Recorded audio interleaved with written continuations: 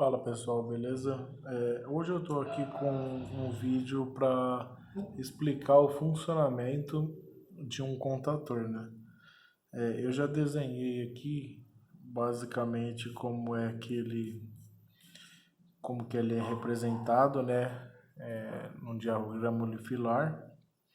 Então, geralmente quando a gente aprende na faculdade ou curso técnico, né? A gente aprende essa nomenclatura aqui, ó. Então, a gente vê aqui o contator K1, né? E aqui os contatos da bobina A1 e A2, né? E aí aqui eu representei pelos modelos que tem na empresa onde eu trabalho, né? Então 220 volt, 24 volt contínuo e 24 volt VDC. A única diferença é para esse cara aqui, porque quando for ele 24 volt, ele vai ser representado por positivo e negativo aqui, né? Ou seja, a bobina nesse caso aqui tem polaridade. Já no alternado não tem polaridade, né? Então, qual que é a dificuldade? Tem muita gente, acho que alguns professores eles não enxergam isso, né? Não veem esse essa parece ser lógico para alguns professores, mas tem muitos alunos que não têm essa visão, não imaginam como que funciona. Um caso era eu, né? Então, ou seja, qual é a importância? Tipo, eu particularmente eu aprendo assim, né? Vendo as coisas e aí eu tenho uma facilidade melhor para aprender do que tá no papel só, né? Aí eu estando no papel e eu vendo a peça, aí eu consigo ter imaginação. Só tendo no papel eu tenho uma dificuldade muito grande. Qual que é, por exemplo, aí aqui ó, você vê A1, né? Olha, então tá aqui a bobina, o contato A1 da bobina, o contato A2 da bobina. Parece lógico para muitas pessoas, mas não é, tá? Então, tipo assim, como que eu vou ligar, tal? Você vê o comando, às vezes a pessoa vai lá, faz no simulador, ela consegue fazer o motor rodar, virar para o lado, virar para o outro, apertar um botão, desligar, tudo. Mas tem uma grande diferença nisso, tá? Outra diferença é aqui, ó, os contatos L1, L2, L3, a gente utiliza, né, colocando a tensão de entrada, que é 220 volts. Pode ser uma tensão diferente. Nesse caso aqui, ó, ele suporta até 690 volts ou 700 volts, né? Usualmente na empresa onde eu trabalho, a gente utiliza 220 trifásico, né? E aí ele tem uma limitação de corrente aqui, que nesse caso aqui, no meu caso aqui, ele apagou. Mas geralmente esses contatores aqui eles suportam 25 amperes de corrente.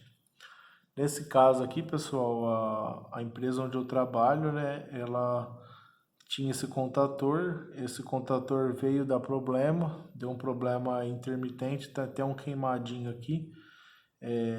Então esse contator foi descartado, né? Mas aí não vem ao caso. Então, como que vai funcionar aqui, ó? A partir do momento que eu aplicar uma tensão aqui nessa bobina, esse contator atraca, né? Então eu tenho um preparado aqui, eu faço uma simulação, ou seja, ó, energizei, ele fica atracado. Tirei a energia, ele desatraca, né? Então aí, ó, que parte daquelas partes do funcionamento, né?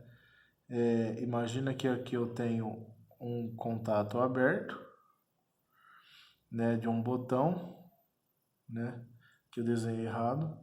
E aí aqui, ó, eu tenho um contato fechado. Então, ou seja, aqui um NO e aqui um NF,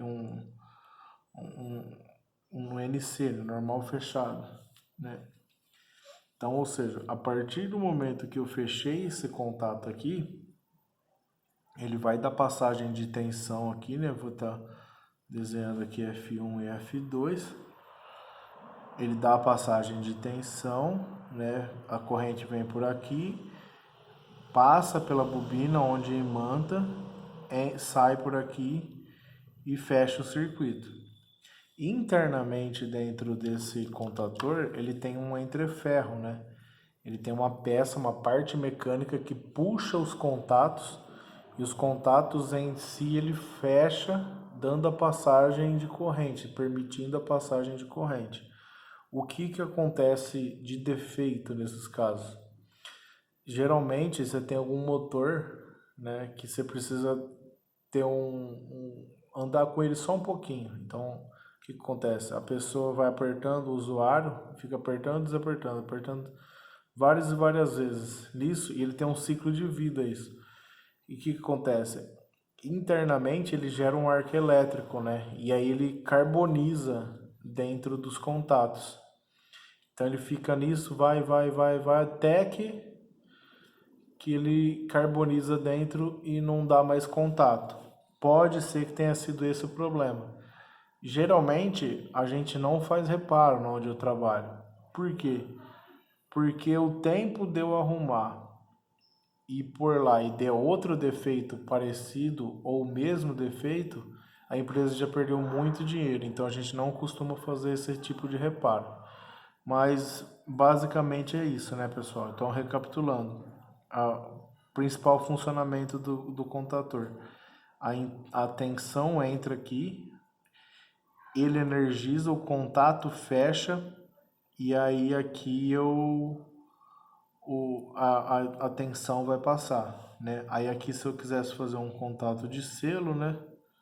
Eu posso fazer um contato de selo aqui, utilizando esse contato aqui, ó. Então, a partir do momento que eu pressionei o botão, esse contato fecha e vai se manter fechado, porque a corrente vai estar passando por ele aqui e energizando o meu contator, né? Mas isso daí a gente vai aprendendo aos poucos.